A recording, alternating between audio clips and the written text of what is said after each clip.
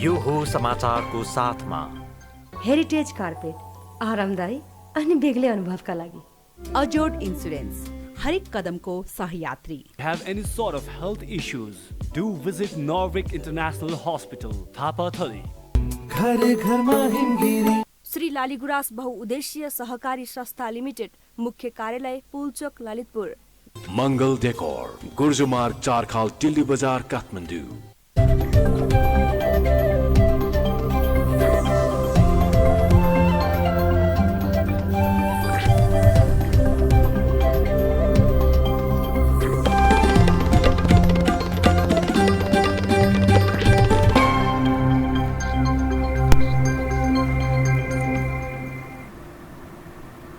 नमस्कार, यो हो समाचारमा स्वागत छ। म दिपेश घिमिरे। म अपेक्षा तिमिल सेना। सुरु गरौं अहिलेसम्मका प्रमुख समाचारबाट।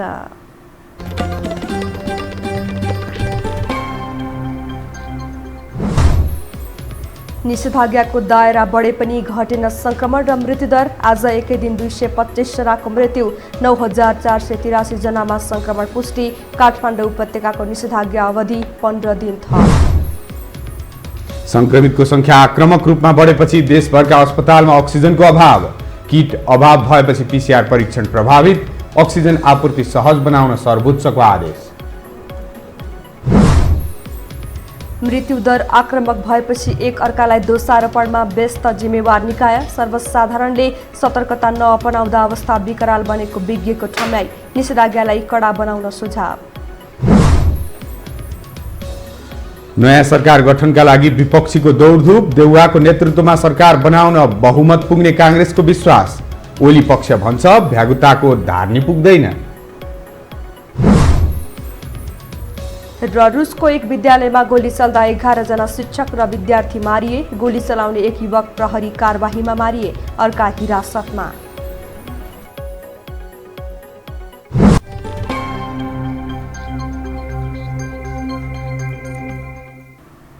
अब समाचार विस्तारमा। नेपालमा कोरोना संक्रमणबाट एकै दिन 225 जनाको मृत्यु भएको छ। एकै दिन 225 जनाको मृत्यु भएसँगै नेपालमा कोरोना संक्रमणबाट ज्यान गुमाउनेको संख्या 4084 पुगेको स्वास्थ्य तथा जनसङ्ख्या मन्त्रालयले जनाएको छ। यस्तै 9483 जना संक्रमित थपिएका छन्। यो नेपालमा एक दिनमा भेटिएको अहिलेसम्मकै सबैभन्दा धेरै संक्रमित संख्या हो। यससँगै कुल संक्रमितको संख्या 4,13,111 पुगेको छ। त्यसै थप 5225 जना निको भएका छन्। हाल देशभर 97008 जनामा सक्रिय संक्रमण रहेको छ।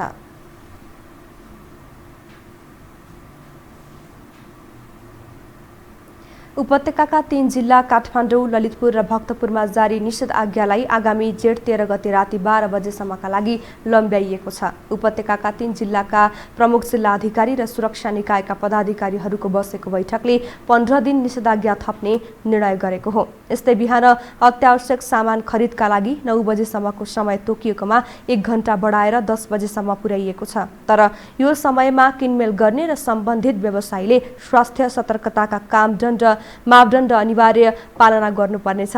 विवाह, व्रतबन्ध, धार्मिक अनुष्ठानहरू पार्टी प्यालेसमा गर्न पाइने छैन। पार्टी प्यालेसमा गरिने सबै धार्मिक एवं सांस्कृतिक कार्यक्रमहरूमा रोक लगाइएको छ। घरमा नै अत्यन्त न्यून सदस्य उपस्थित भएर स्वास्थ्य मापदण्ड पालना गरी गर्ने काममा भने रोक लगाइने छैन। यस्तै अनावश्यक काममा हिँडुल गर्नेलाई होल्डिङमा राखिनेछ। गत 16 गतेदेखि जारी गरेको निषेधाज्ञालाई चाहिँ निरन्तरता दिँदै 29 गतेसम्म थियो, त्यसलाई चाहिँ थप 15 दिन चाहिँ बढाउने निर्णय गरेको छ। अब यो 15 दिनको हिसाबले जेठको 13 गते राति 12 बजेसम्म कायम हुनेछ। र बिहान अत्यावश्यक सामग्री खरिद गर्नको निम्ति जुन 9 बजेसम्म टाइम दिएको थियो त्यसलाई चाहिँ वृद्धि गरेर बिहान 10 बजेसम्म खाद्यान्न लगायत अत्यावश्यक पसलहरू खुल्ने। खाद्यान्न अत्यावश्यक वस्तु औषधि लगायतले पासको आधारमा र पत्रकार तथा सञ्चारकर्मीलाई सूचना विभागको प्रेस पासको आधारमा आवतजावतमा सहजीकरण गरिनेछ। यस्तै नेपालमा अन्तर्राष्ट्रिय हवाई उडानमाथिको प्रतिबन्ध 17 जेठसम्म लम्ब्याइएको छ। नेपाल नागरिक उड्डयन प्राधिकरणले आज सबै वायु सेवा कम्पनीलाई यस्तो जानकारी गराएको हो। यसबीचमा भारतसँग सातामा 2 उडान भने निरन्तर रहनेछ। यसबीचमा एयरलाइन्सहरूले मेडिकल उडान, चार्टर र कार्गो उडानको अनुमति भने पाउने भएका छन्।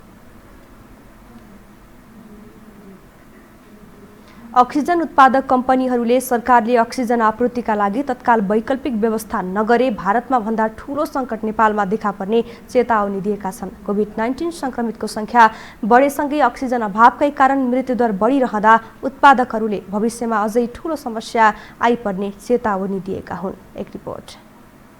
नेपालमा कोरोनाको दोस्रो लहर सुरु भएसँगै मृत्युदर र संक्रमित दर अत्यास लाग्दो रूपमा बढिरहेको छ। कोरोना संक्रमणकै कारण एकै दिन सोमबार 139 जनाले ज्यान गुमाए। यो संख्या एकै दिन मृत्यु भएको अहिलेसम्मकै उच्च हो। अझ कोरोनाका नयाँ भेरिएन्टका बिरामीहरू अक्सिजनको सपोर्ट बिना बाँच्नै नसक्ने अवस्थामा रहेका छन्। यता संक्रमितको दर दिन प्रतिदिन बढिरहँदा मुलुकमा अक्सिजन सिलिन्डरको हाहाकार नै मचिएको छ। अक्सिजन अभावकै कारण कैयौं कोरोना संक्रमितले ज्यान समेत गुमाएका छन्। बजारमा अक्सिजनको निकै अभाव भएको भन्दै अब थेग्नै सक्ने अवस्थामा नरहेको अक्सिजन उत्पादक संघले चेतावनी नै दिएको छ। तत्काल सरकारले अक्सिजन आपूर्तिका लागि वैकल्पिक व्यवस्था नगर्ने हो भने यो समस्या चौगुणाले बढ्ने उसको चेतावनी छ। जब अहिलेको जुन विकरालमा हामीले हिजो सोचे भन्दा 3 गुणा चाहिँ अक्सिजनको डिमान्ड बढेर गएको छ। हामीले उत्पादन गरेको स्थितिले अबको बजार, अबको मागलाई पूरा गर्न नसक्ने अवस्था आइसकेको छ। त्यसकारणले सम्बन्धित निकाय, सम्बन्धित उद्योगीहरू तयार भएर यसको विकल्प के हो त्यो व्यवस्थापन गरेर हामी अगाडि बढेनौँ भने यो देशमा अक्सिजनको विषयलाई लिएर ठूलो अभाव हुने सम्भावना मैले देखेको छु आज र हिजोको अवस्थामा। देशभर अक्सिजनको समस्या बढिरहेका बेला स्वास्थ्य मन्त्रालयले पनि सरकारलाई यसको छिटो भन्दा छिटो उचित व्यवस्था गरिदिन सरकारसँग आग्रह गरेको छ। प्रतिपक्षी दलहरूले पनि अक्सिजन व्यवस्थापनका लागि प्रधानमन्त्रीकै समन्वयमा पहल आवश्यक रहेको भन्दै ध्यानाकर्षण गराएका छन्। म मेरो माननीय प्रधानमन्त्रीलाई विनीत गरेर आग्रह गर्न चाहन्छु। भोलि के होला मलाई थाहा छैन, त्यसको यतिखेर सरोकार पनि छैन। यो बेलामा तपाईँ प्रधानमन्त्री हुनुहुन्छ, तपाईँले चाहनुभयो भने यो कुरा अहिले पनि हल गर्न सक्नुहुन्छ। स्वास्थ्य मन्त्रालयले चाहेर यो कुरा गर्न सक्दैन, सीसीएमसीले निर्देशन दिएर यो कुरा सम्भव हुन सक्दैन। यो बेलामा तपाईँको तहबाट प्रयास भयो, हस्तक्षेप भयो भने अक्सिजनको समस्यामा जहाँ गाँठो परेको छ त्यो गाँठो फुकाउन सकिन्छ। त्यसैले यो बेलामा सबै कुरा छाडेर यो त्यो केही पनि नभनिकन हाम्रो आफ्नो नागरिकहरू जसको ज्यान हामी बचाउन सक्छौँ त्यसका निम्ति म मेरो प्रधानमन्त्रीलाई एकपटक सबै कुरा छाडेर यो अक्सिजनको समस्या आज हल गर्नका निम्ति यसमा लाग्दिन आग्रह गर्न चाहन्छु। अहिले काठमाडौँ उपत्यकामा मात्रै 8वटा प्लान्ट सञ्चालनमा रहेको र 2वटा प्लान्टहरू मर्मतको क्रममा रहेका छन्। सबै प्लान्ट पूर्ण क्षमतामा सञ्चालन गर्दा पनि वर्तमान अवस्थामा अक्सिजनको मागले थेग्न नसक्ने अवस्थामा पुगेको छ। अक्सिजन अभावमा अस्पतालमा उपचार हुन नसकेपछि सर्वसाधारण अहिले आफन्तको उपचारका लागि आफै अक्सिजन उत्पादन कम्पनीमा पुग्ने गरेका छन्। सर्वसाधारण अक्सिजनको सिलिन्डर बोकेर उद्योगमा नै जान थालेपछि अहिले उद्योगको सुरक्षार्थ सुरक्षाकर्मी नै परिचालन गरिएको छ। यता कोरोना संक्रमणबाट जनता आक्रान्त भइरहेका बेला राजनीतिक दलहरू भने कुर्सीको लडाईँमा रुमलिरहेका छन्।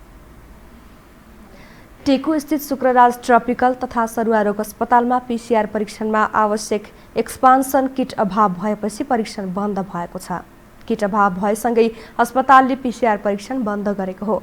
अस्पतालका निर्देशक डाक्टर सागर कुमार राज भण्डारीका अनुसार किट सकिएपछि पीसीआर परीक्षण हाललाई रोकिएको हो। कोरोनाको उपचार हुने मुख्य सरकारी अस्पताल टेकुमा हाल दैनिक 500 भन्दा बढी व्यक्तिको पीसीआर परीक्षण गर्दै आइएको थियो। सर्वोच्च अदालतले कोरोना भाइरस संक्रमितको उपचारका लागि अक्सिजन आपूर्ति सहज बनाउन सरकारका नाममा अन्तरिम आदेश दिएको छ। न्यायाधीश बमकुमार श्रेष्ठको एकल इजलासले कोरोना संक्रमितको उपचारका लागि आवश्यक औषधि र अक्सिजनको आपूर्ति सहज बनाउन, थप साधनयुक्त अस्पताल सञ्चालनमा ल्याउन र बिरामीको चाप अनुसार अस्पतालमा जनशक्ति आपूर्ति गर्न सरकारका नाममा अन्तरिम आदेश जारी गरेको हो। अधिवक्ता शैलेन्द्र कुमार अम्बेडकरका रिटमाथि सुनवाई गर्दै सर्वोच्चले नागरिकको जीवनसँग प्रत्यक्ष सम्बन्ध र सरोकार राख्ने हुनाले अक्सिजन, औषधि, अस्पताल र जनशक्ति व्यवस्थापनका लागि सरकारवालाको प्रतिनिधित्व हुने गरी एउटा कार्य समिति बनाउन पनि आदेश दिएको छ। अब बाँकी समाचार। पछिल्लो समय नेपालमा कोरोनाको संक्रमण र मृत्युदर आक्रामक रूपमा बढ्दै गएको छ, तर सरकारले नागरिकको जीवन रक्षाका लागि कुनै तत्परता देखाउन सकेको छैन। सरकारको कमजोर तयारी र नागरिकको लापरवाहीले पनि कोरोनाको संक्रमित र मृतकको संख्या अझै बढ्ने खतरा बढेको छ। एक रिपोर्ट। कोरोनाको पहिलो लहरमा संक्रमितको संख्या बढे पनि मृतकको संख्या भने न्यून थियो, तर दोस्रो लहरमा दिन प्रतिदिन संक्रमित र मृतकको संख्या आक्रामक रूपमा बढिरहेको छ। गत वैशाख 14 गतेदेखि 22 गतेसम्म 308 जनाको मृत्यु भएको थियो। 14 दिनमा कोरोना संक्रमितबाट ज्यान गुमाउनेको संख्या 626 पुगेको छ। यता स्वास्थ्य विज्ञहरू भने कोरोना नियन्त्रणका लागि पूर्वाधार, परीक्षण, अक्सिजन, भेन्टिलेटर लगायतको तयारी कमजोर भएको कारण अहिले यस्तो अवस्था आएको बताउँछन्। अब हाम्रो जुन किसिमले लहर आयो नि, त्यो लहर चाहिँ नि एक किसिमले हेर्यो नि अप्रत्याशित रूपले आयो भने चाहिँ कसैले पनि त्यसरी आउँछ भनेर अनुमान नै गर्न सकेको थिएन। तपाईँले भारत हेरिहाल्नुभयो, बङ्गलादेश, पाकिस्तान सबैमा यसरी नै आयो है।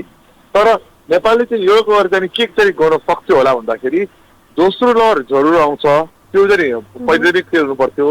दोस्रो लहर कि कडा रूपले आउँछ कि कमजोर रूपले आउँछ, त्यो दुवै बाटोमा एउटा हुनसक्छ भनेर दुवै बाटोको लागि तयारी गर्नु पर्थ्यो। तर त्यो चाहिँ त्यहाँ चाहिँ नि कमजोर भावनाले चाहिँ नि पूर्वाधारहरूमा हुनुपर्ने तयारी, परीक्षणमा अक्सिजनको कुरा हेरेर छ, बेडको कुरा हेरेर छ, भ्याक्सिनको कुरा हेरेर छ, त्यहाँ चाहिँ नि कमजोरी देखियो कि। अहिले अस्पतालमा प्राय चिकित्सा भएका संक्रमितहरू जाने गरेकोले उनीहरूलाई आइसियू र भेन्टिलेटर अति आवश्यक हुन्छ। तर कतिपय चिकित्सा भएका कोरोना संक्रमितले आइसियू र भेन्टिलेटर नपाएका कारण अकालमा ज्यान गुमाउनु बाध्य भएको विज्ञहरू बताउँछन्। आफूले नचाहँदै थोपरिएको एउटा सङ्कट आइपरेको छ। त्यसको विरुद्धमा जुझ्नको लागि चाहिँ नि हामीले अलिकति प्रभावकारी ढङ्गको नीति व्यवस्थापन कार्यान्वयन गर्ने र जान पर्ने एउटा हाम्रो आवश्यकता छँदैछ। रोकथाम तथा नियन्त्रणमा ध्यान नदिने सरकार र लापरवाही गर्ने सर्वसाधारणका कारण कोरोना संक्रमण फैलिरहेको देखिएको छ। अझै पनि यो प्रविधिले निरन्तरता पाउने हो भने स्थिति थप भयावह हुने देखिन्छ। त्यसैले अहिलेको यो संकटको अवस्थामा नागरिक र सरकार दुवै पक्ष गम्भीर बन्न जरुरी छ। यो टेलिभिजनका लागि लीलामाया ठटाल, काठमाडौँ। सरकारले कोरोना भाइरस संक्रमण रोकथाम र नियन्त्रणको लागि भन्दै निषेधाज्ञा जारी गरेको 12 दिन पूरा भइसकेको छ। तर निषेधाज्ञा जारी गरे पनि कोरोना संक्रमणको दरमा भने कमी आएको छैन। यता विज्ञ पनि अझै मानिसहरूमा सतर्कता अपनाउनुपर्छ भन्ने चेत नखुलेका कारण थप भयावहको अवस्था आउने दाबी गर्छन्। एक रिपोर्ट। नेपालमा कोरोना संक्रमित देखिन थालेदेखि विभिन्न माध्यमबाट स्वास्थ्य मापदण्ड अपनाउन र यसबाट बच्ने विभिन्न उपायहरूको जानकारी दिँदै आइरहेको छ। तर पनि सर्वसाधारण र सरकारको लापरवाहीका कारण संक्रमण मात्रै वृद्धि भएको छैन, नागरिकको मृत्युदर पनि डरलाग्दो रूपले बढेको छ। कोही अक्सिजनको अभावमा त कोही अस्पताल जान नपाउँदै ज्यान गुमाउन बाध्य छन्।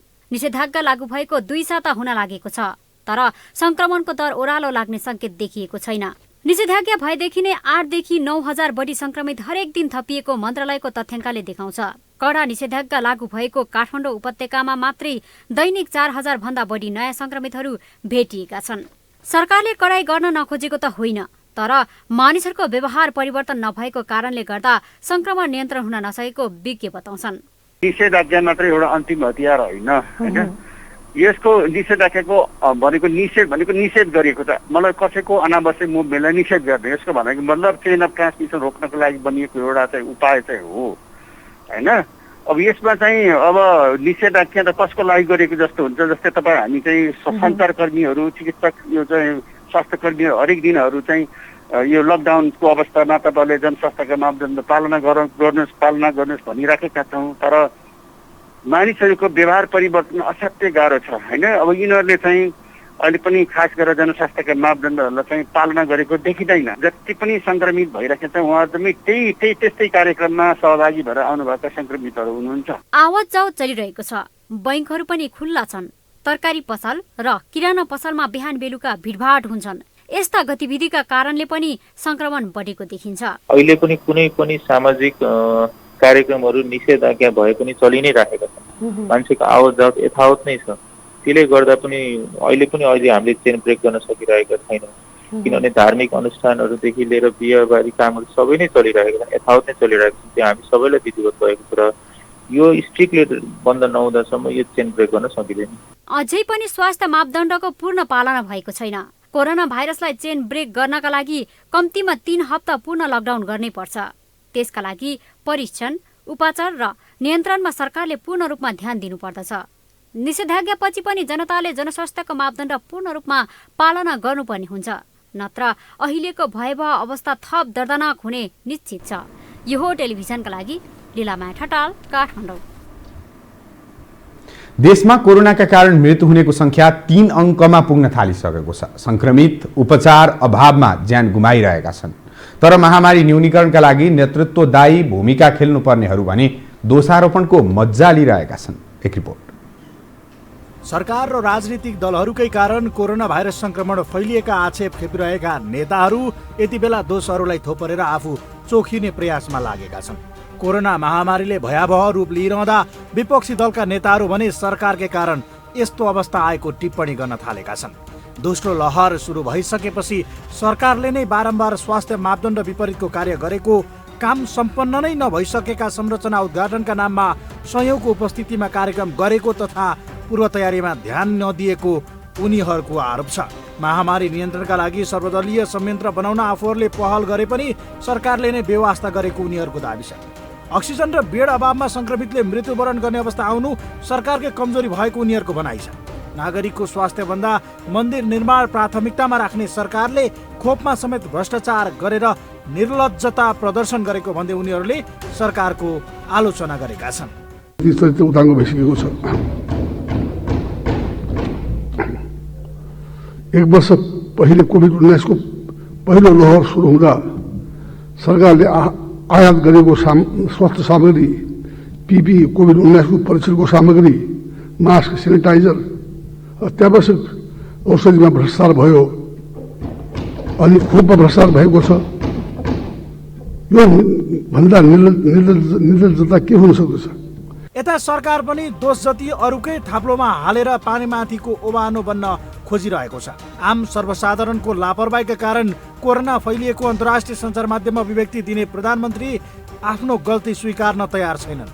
कोरोनाका बारेमा बारम्बार विवादास्पद अभिव्यक्ति दिँदै आएका प्रधानमन्त्री कोरोना दोषारोपणको विषय बनाउन नहुने भन्दै पन्छिँदै आएका छन्। तर चिकित्सकहरू भने दोषारोपण भन्दा पनि महामारी विरुद्ध लड्न सामूहिक सङ्कल्प आवश्यक रहेको बताउँछन्। महामारीको अवस्था अनपेक्षित हुने भएकोले कतिपय अवस्थामा तयारी पनि कम हुन पुग्ने भएको र यो अस्वाभाविक अवस्था दोषारोपणको समय नभएको उनीहरूको भनाइ छ। हामी सबैले प्रत्येक व्यक्ति चाहिँ हामी जिम्मेवार भएर डबल मास्क लगाउने, त्यस्तै चाहिँ भौतिक दूरी जसरी पनि कायम गर्ने, भिडभाडमा पटक्कै नजाने, बिहे भोज पार्टीहरू त्यस्तो चाहिँ केही पनि नगर्ने, त्यस्तै चाहिँ हातलाई पटक धुने, सेनिटाइज गर्ने, यदि चाहिँ कसैसँग भेट्नु छ भने खुला ठाउँमा भेटघाट गर्ने, बन्द कोठामा मिटिङहरू नगर्ने, यी कुराहरू हामी आम नागरिकले चाहिँ हरेक नागरिकले पालना गऱ्यौँ भने सङ्क्रमणको साङ्लो चाहिँ तुरुन्तै चाहिँ ब्रेकअप हुन्छ।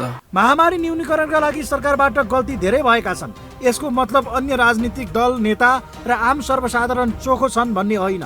सरकारले बेलैमा पूर्व तयारी गरेको भए, आम सर्वसाधारणले स्वास्थ्य मापदण्डको कडाइका साथ पालना गरिदिएको भए र विपक्षी राजनीतिक दलले किचलो सिर्जना नगरेको भए महामारी यस्तो भयावह हुने थिएन। तर देश महामारीबाट आक्रान्त भइसकेको अहिलेको अवस्थामा जिम्मेवार पक्ष दोषारोपणमै अल्झियो भने यो अझ हानिकारक बन्न सक्छ। यसर्थ सबैले यसतर्फ सोच्ने हो कि चीन सरकारले सहयोग गरेको अक्सिजन सिलिन्डर र भेन्टिलेटर नेपाल आइपुगेको छ। हिजो बेजिङ गएको नेपाल एयरलाइन्सको वाइड बडी जहाज स्वास्थ्य सामग्री लिएर आज काठमाडौँ आइपुगेको हो। जहाजले 400 थान खाली सिलिन्डर, 10 वटा भेन्टिलेटर गरी 30 टन सामग्री ल्याएको हो। सिलिन्डर लगायत सामग्री त्रिभुवन विमानस्थलमै चीनले नेपाललाई हस्तान्तरण गरेको छ। प्रधानमन्त्री केपी शर्मा ओलीले विश्वासको मत नपाएपछि विपक्षीहरू नयाँ सरकार गठनको प्रक्रियामा छन्। विपक्षीहरूले बहुमत पुर्याउन सके अबको केही दिनमा नयाँ सरकार बन्नेछ। तर गठबन्धनमा जुटेका दलहरूसँग प्रष्ट बहुमत नभएकाले सरकार गठनमा चुनौती कायमै छ। एक रिपोर्ट। प्रधानमन्त्री केपी शर्मा ओलीले संसदमा विश्वास गुमाएपछि विपक्षी गठबन्धनका 3 दलले सरकार बनाउने प्रक्रिया अघि बढाएका छन्। कांग्रेस सभापति शेरबहादुर देउबा, माओवादी केन्द्रका अध्यक्ष पुष्पकमल दाहाल प्रचण्ड र जसपाका अध्यक्ष उपेन्द्र यादवले संयुक्त विज्ञप्ति जारी गर्दै सरकार गठनको दावी गरेपछि सोमबार बेलुका नै राष्ट्रपति विद्यादेवी भण्डारीले 3 दिनको समय दिएर नयाँ सरकारको बाटो खोलेकी छिन्। अब विपक्षीहरूले संविधानको धारा 76(2) अनुसार 2 वा 2 भन्दा बढी दलको समर्थनमा बहुमतको सरकार बनाउनेछन्। केपी शर्मा ओलीबाट चाहिने यो प्रतिनिधि सभा अब उहाँ प्रधानमन्त्री नहुनुहोस् भन्ने नै चाहिने प्रतिनिधि सभाको चाहिँ चाहना हो। त्यसकारणले अर्को वैकल्पिक सरकार बनाउन लागि हामी दलहरूले प्रयत्न गर्छौँ र अवश्य पनि अब हाम्रो प्रयत्न अनुसार चाहिने नयाँ प्रधानमन्त्री नियुक्त बन्नुहुनेछ भन्ने हामीलाई विश्वास। झण्डै 38 महिनापछि संसदमा आफ्नो शक्ति जाँच्न पुगेका प्रधानमन्त्री ओलीले जम्मा 93 मत पाए, जुन कुल सांसद संख्याको करिब 35% मात्रै हो। 3 वर्ष अघि प्रधानमन्त्रीको शपथ खाँदा 193 सांसद अर्थात् करिब 64% समर्थन सहित सरकारको नेतृत्व गरेका ओली अहिले स्पष्ट अल्पमतमा परे पनि विपक्षीहरूसँग पनि बहुमत छैन। बिहीबारसम्म सरकार बनाउन चाहिने 136 सांसद पुर्याउन दलहरूलाई चुनौती देखिन्छ, जसले प्रधानमन्त्री ओली 76-3 मा प्रवेश गर्ने सम्भावनाले विपक्षीलाई अत्याएको छ। 76-2 ल्याप्स गरेर चाहिँ एकैचोटि 76-3 मा लाने प्रयास पनि गरिरहेको देखिन्छ। 76-3 मा गयो भने यो संवैधानिक हुँदैन। त्यसो भएको हुनाले चाहिँ 76-2 को सरकारको अभ्यास गर्नुपर्छ। 1 भन्दा बढी चाहिँ 2 भन्दा बढी दलहरूको बीचको गठबन्धनको सम्भावना छ। 124 प्राप्त भएको छ, अरू 2 जना बाहिर हुनुहुन्छ। 126 त अहिले नै हाम्रो देखिरहेको छ, अरू कतिपय उपस्थित हुनुहुन्न। त्यसो भएको हुनाले 136 को लागि मेजोरिटीको लागि चाहिँ कुनै समस्याको विषय देखिँदैन। गठबन्धनको सरकार बनाउने संख्या पुग्न कांग्रेसका 61, माओवादी केन्द्रका 49 र जसपाका 32 मध्ये कम्तीमा 26 सांसदको साथ चाहिन्छ। तर जसपाको उपेन्द्र यादव पक्षले सरकार गठनमा पहल लिए पनि 15 सांसद रहेको महन्त ठाकुर पक्षले सरकारमा सामेल नहुने स्पष्ट पारेको छ। यस्तो अवस्थामा प्रधानमन्त्री ओलीलाई विश्वासको मत नदिएको एमालेकै माधव नेपाल पक्षले राजीनामा दिए सरकार बन्न सक्छ, जसका लागि दलहरू जसपालाई एकमत बनाउने वा एमाले भित्रकै माधव पक्षसँग खेलेर राजीनामा दिन लगाउने गृह कार्यमा जुटेका छन्। तथापि प्रधानमन्त्री ओलीले आफू बाहेकका दलहरूले सरकार बनाउन नसक्ने आकलन गरिरहेका छन्। एमालेको ओली पक्षले विपक्षीको सरकार बनाउने कसरतलाई भ्यागुताको धारनी पुर्याउने कोसिसका रूपमा बुझिरहेको छ। हामीलाई राम्रोसँग थाहा छ, जसले जतिसुकै प्रयास गरे पनि विपक्षी गठबन्धन तत्काल सरकारमा पुग्ने गरी उनीहरूको चाहिँ भ्यागुताको धारनी पुग्छ जस्तो हामीलाई लागेको छैन। त्यस कारणले गर्दाखेरि पनि फेरि पनि ठुलो पार्टीको नाताले नेकपा एमाले नै यो देशको सरकार सञ्चालन गर्ने हो। जतिसुकै महागठबन्धन निर्माण गरे पनि विद्यमान संसदभित्र अरू कसैको बहुमत पुग्ने अवस्था देखिँदैन। सरकार बनाउन माओवादी केन्द्रका अध्यक्ष दाहाल र कांग्रेस सभापति शेरबहादुर देउबा निरन्तर छलफल र गृह कार्यमा छन्। मंगलबार पनि उनीहरू बीच छलफल चलेको थियो। तर जसपा आन्तरिक रूपमा स्पष्ट नभएकाले नयाँ सरकार गठनका लागि सहज स्थितिमा आइपुगेका विपक्षीले बहुमत जुटाउन नसके घुमीफिरी ओलीकै हातमा सत्ता आइपुग्न असम्भव देखिँदैन। यो टेलिभिजनका लागि सन्तोष विके थापा, काठमाडौँ। प्रधानमन्त्री केपी शर्मा ओलीले सोमबार संसदको विश्वास गुमाए। झण्डै 2/3 मत सहित गठन भएको सरकारले सामान्य बहुमत समेत नपाएर सत्ताच्युत हुने अवस्था बन्यो, जसको मुख्य जिम्मेवार एमालेकी माधव नेपाल पक्ष ठहरिएको छ। आफ्नै पार्टीका प्रधानमन्त्रीलाई विश्वासको मत नदिने एमालेका 28 सांसदको भविष्य अब के हुन्छ त? एक रिपोर्ट। एमाले भित्र निषेध र कारबाहीको राजनैतिक अपमान सहँदै आएको माधव नेपाल पक्षले सोमबार प्रधानमन्त्री केपी शर्मा ओली विरुद्ध ब्रह्मास्त्रकै हतियार चलाइदियो, जुन हतियारले ओलीलाई संसदको विश्वास गुमाएको हैसियत थमाइदिएको छ। पार्टी अध्यक्ष समेत रहेका प्रधानमन्त्री ओलीलाई माधव नेपाल पक्षले संसदमा उपस्थित भएर मत दिएको भए ओलीको ठ्याक्कै बहुमत पुग्थ्यो, किनकि माधव पक्षकै निर्णय अनुसार चल्न खोजेको जसपाको महन्त ठाकुर पक्ष पनि ओलीलाई मत दिने तयारीमै थियो। तर माधव पक्षका 28 सांसदले अन्तिम समयमा आएर ओलीले विश्वासको मत माग्न बोलाएको बैठकमा नजाने निर्णय गरेपछि 15 सांसद रहेको जसपाको ठाकुर पक्ष पनि चिनिन चाहेन र तटस्थ बस्ने निर्णय गर्यो। ओलीले संसदमा 93 मत मात्रै पाए भने विपक्षीमा 124 सांसद उभिए। माधव पक्ष उपस्थित भएर जसपाका 15 सांसदले मत दिएको भए ओलीको पक्षमा ठ्याक्कै 136 सांसद पुग्थ्यो। तर ओलीलाई विश्वासको मत दिनु ठिक नहुने भन्दै माधव पक्ष संसदमा उपस्थित भएन। उहाँले प्रधानमन्त्रीबाट हट्नुपर्छ भन्ने हाम्रो स्पष्ट धारणा रहेको छ।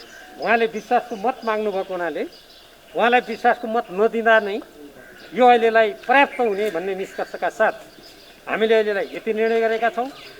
तर हामी नेपालको संविधानको रक्षा र हाम्रो जुन नेकपा एमाले 9 राष्ट्रिय महाधिवेशनबाट जुन मान्यता मूल्य मार्गनिर्देशनका साथ अगाडि बढेको थियो त्यसको रक्षाको लागि हामीले थप कुराहरू गर्नुपर्ने हुँदा हामीले अहिले यही निर्णय गरेका छौँ। फागुन 23 सर्वोच्चले नेकपा खारेज गर्दै एमाले ब्युताइ दिएपछि सम्मानको राजनीति गर्न खोजिरहेको माधव नेपाल पक्षलाई पार्टीभित्र प्रधानमन्त्री ओलीले बहिष्कृत र उपेक्षा गर्दै आएका थिए।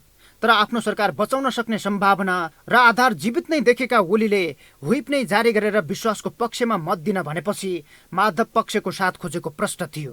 तर ओलीलाई पदमुक्त गर्न माधव पक्षले निर्णायक भूमिका खेलेपछि ओलीको सम्भावित कदमलाई चासोका साथ हेरिएको छ। विपक्षी दलको नेतालाई प्रधानमन्त्री बनाउन सघाउने प्रवृत्तिमाथि बेखबर नभएको भन्दै ओली पक्षले हिसाब किताब चुकाउने संकेत गरेको छ। संसदको व्हिप निर्देशन उल्लङ्घन भनेको गम्भीर राजनीतिक घटनाको रूपमा यसलाई लिइन्छ जस्तो लाग्छ मलाई। त्यसो भएको हुनाले हाम्रै नेपालको संसदीय इतिहासमा पनि एउटा नयाँ घटना भएको छ।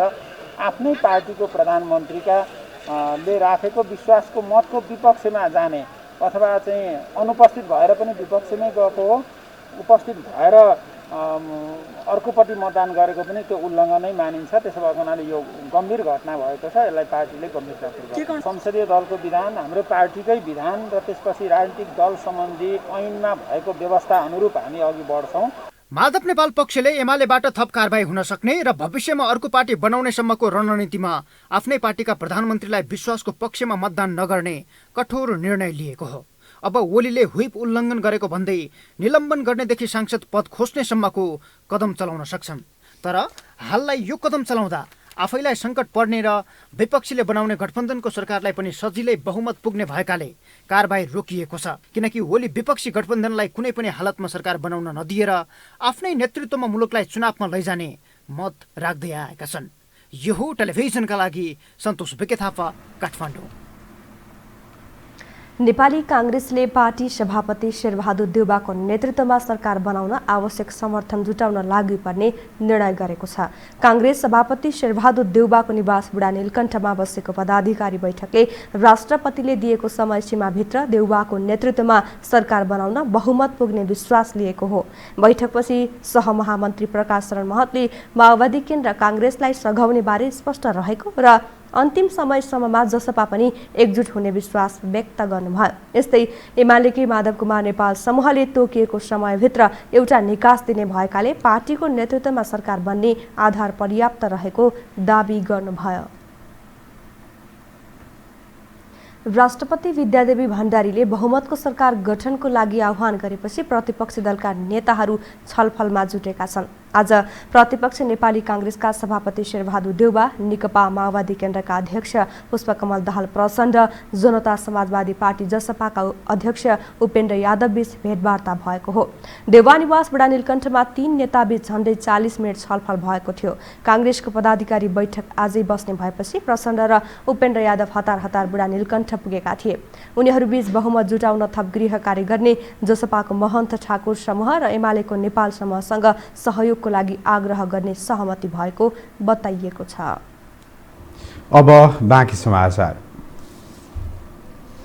कोभिड संक्रमितको संख्या बढ्दै जाँदा नेपाली सेनाले काठमाडौँको वसुन्धरामा कोभिड आइसोलेसन तथा अक्सिजन थेरापी सेन्टर सञ्चालन गर्ने तयारी गरेको छ। केही दिनभित्र सञ्चालनको तयारी रहेको Radhaswami covid isolation oxygen therapy सेन्टरको आज उपप्रधानमन्त्री ईश्वर पोखरेलले निरीक्षण गर्नुभयो। सुविधासहित तत्काल 88 शय्याको अक्सिजन थेरापी सञ्चालन गर्न लागि हो। आवश्यकता अनुसार 200 बेडसम्म सञ्चालन गर्ने तयारी गरिएको छ। आइसोलेसन केन्द्रका लागि चाहिने पूर्वाधारका लागि काठमाडौँ महानगरपालिकाले बजेटको व्यवस्था गरेको छ भने नेपाली सेनाले उपचार, सुरक्षा र व्यवस्थापनको जिम्मेवारी लिएको छ।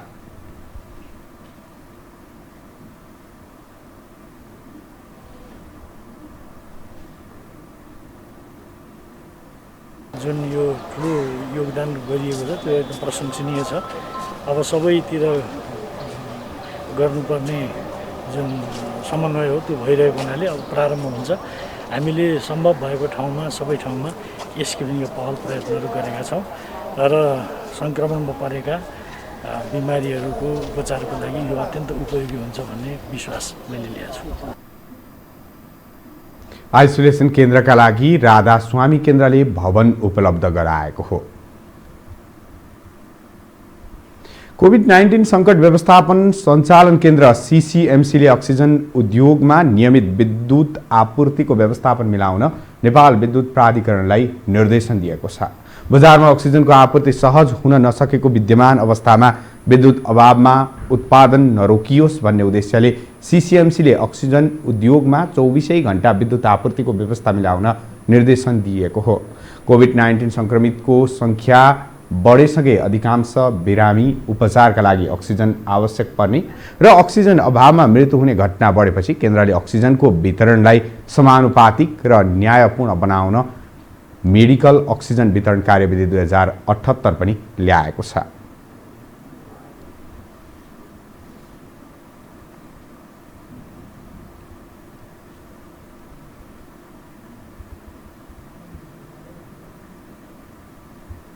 विद्यमान अवस्थामा धेरै अक्सिजनको आवश्यकता परेको उपचारको लागि भएको हुनाले धेरै अस्पतालहरूले आइसियुमा भर्ना गरेका कोभिड बिरामी अनि भेन्टिलेटरमा कोभिड बिरामी मात्रै होइन, अन्य स्वास्थ्यका अन्य बिरामीहरू पनि हुन्छन्। बच्चा, बुढा, अन्य खालका बिरामीहरूमा पनि भेन्टिलेटरमा आइसियुमा अक्सिजन आवश्यक पर्ने स्थिति छ। CCMCले काठमाडौँ उपत्यका र काभ्रेका उद्योग समेत गरी दैनिक 7200 सिलिन्डर उत्पादन गर्ने बताएको छ।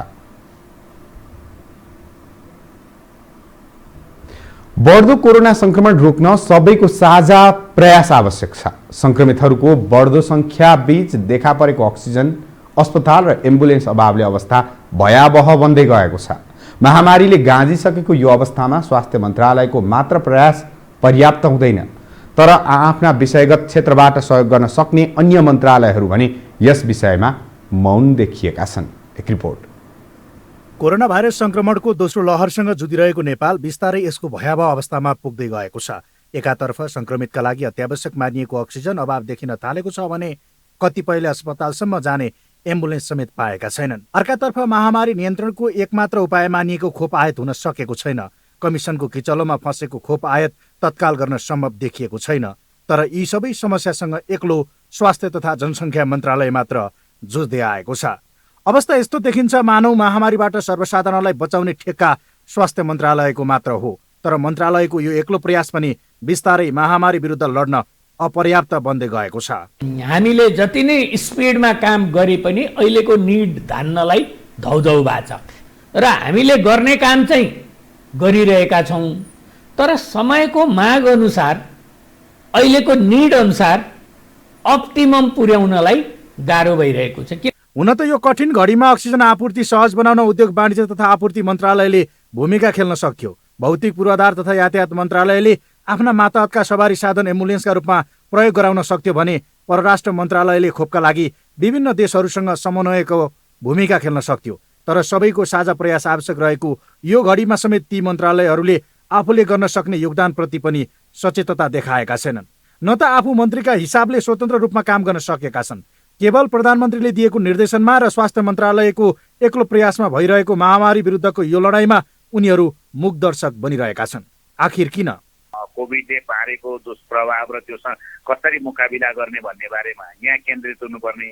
अब राजनीति कहाँ छ भने कुर्सी जोगाउने र भत्काउने धुनमा लागेपछि यी सबै कुरोका नि अब राजनीतिको मार्गदर्शन बेगर त ब्युरोक्रेसीले के गर्छ र? राजनीतिले जबसम्म सामाजिक उत्तरदायित्व वहन गर्न त्यो कमिटमेन्ट हुँदैन, समस्याहरू यस्ता समस्याहरू त यो अझ होइन यो गहिरिँदै जान्छन्।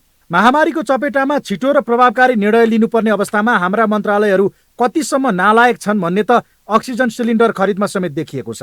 चीनबाट सिलिन्डर आयात गर्न लागिएकोमा आवश्यक रेगुलेटर भनेपछि मात्र अर्डर गरिएको थियो। हुन त यसलाई प्रधानमन्त्रीको हुकुमी भरमा चलिरहेको देश र त्यसै अनुसार नियुक्त भएका मन्त्रीको प्रतिफलका रूपमा समेत हेर्न सकिन्छ। तर महामारीको यो अवस्थामा मन्त्रालयहरूले आफूले खेल्नुपर्ने भूमिकामा सचेत भइदिए जोखिम व्यवस्थापनमा सहज हुने थियो। यो हो टेलिभिजनका लागि क्यामेरामा शिरज श्रेष्ठका साथमा कुलचन्द्र विष्ट, काठमाडौँ। अब पालो आर्थिक समाचारको।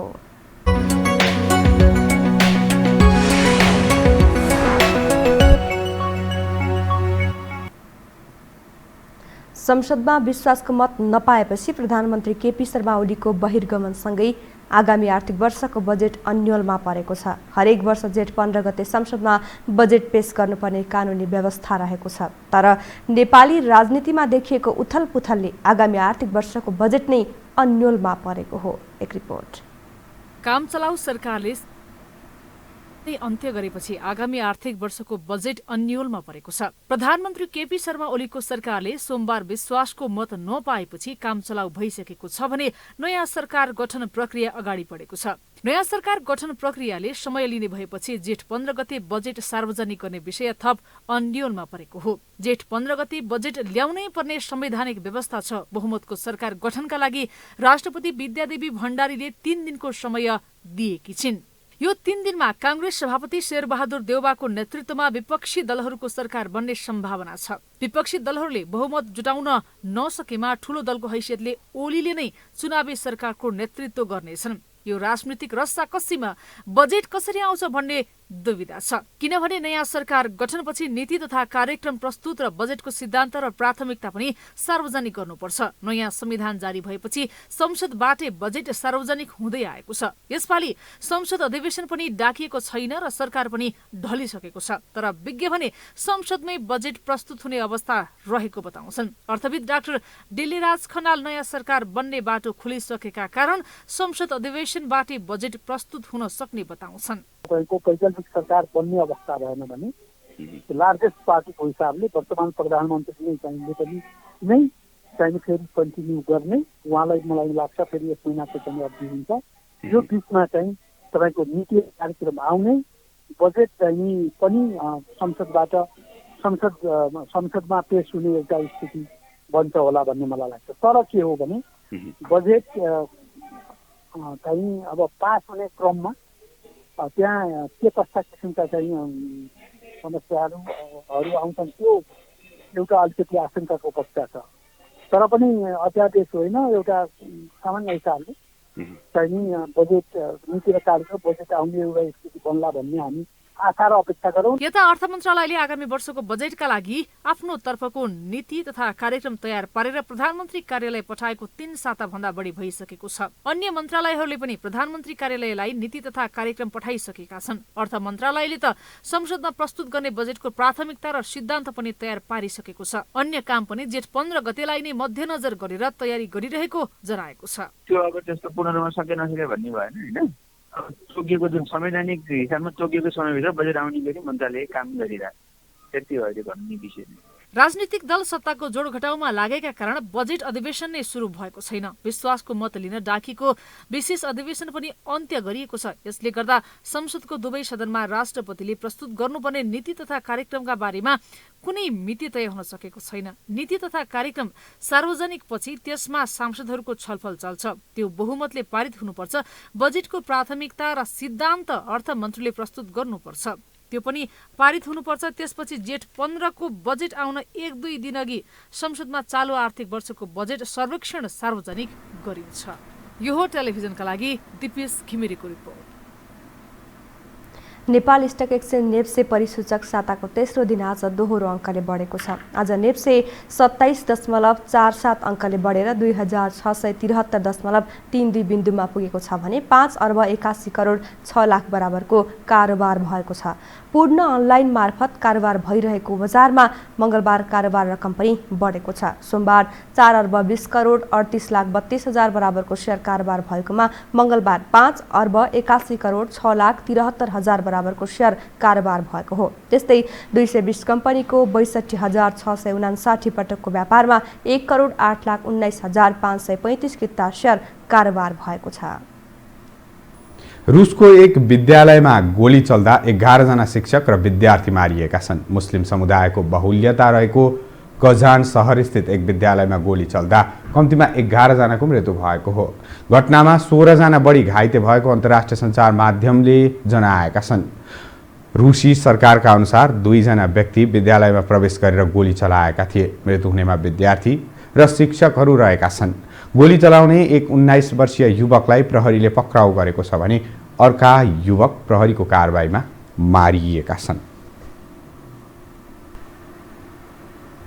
अन्तर्राष्ट्रिय समाचारसँगै हामी यो समाचारको अन्त्यमा आइपुगेका छौँ। जाँदा जाँदै प्रमुख समाचार पुनः एकपटक।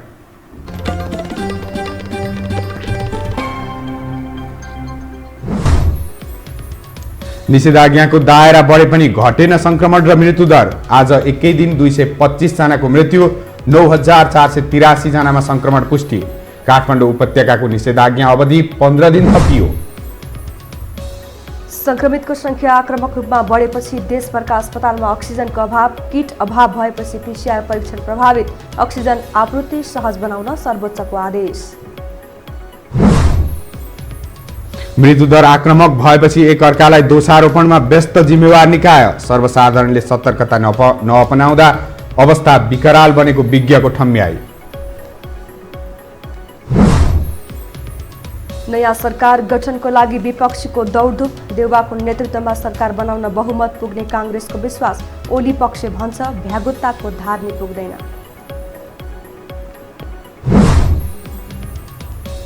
र रुसको एक विद्यालयमा गोली चल्दा 11 जना शिक्षक र विद्यार्थी मारिए। गोली चलाउने एक युवक प्रहरी कारबाहीमा मारिए, अर्का हिरासतमा।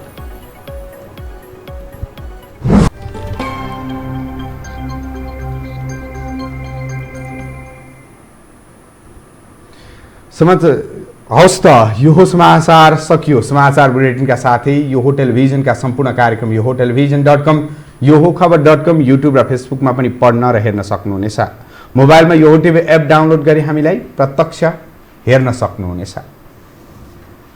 तथ्य सहितको निष्पक्ष समाचारका लागि हेर्दै रहनुहोला यो टेलिभिजन। नमस्कार।